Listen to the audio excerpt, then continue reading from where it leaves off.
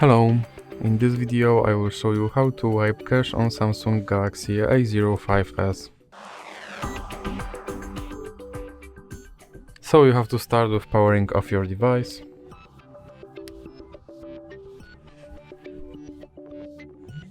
And now when your device is powered off, you have to plug it into your PC. And then you have to hold down power button and volume up button at the same time.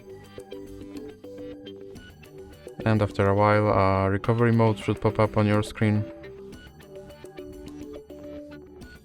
And in recovery mode, you have to use volume buttons to navigate and power button to select, and move to wipe cache partition and then click power button. Now move to yes and click power button again. And now your cache partition has been wiped. So that's it for this video. If you liked it, please remember to leave like and subscribe.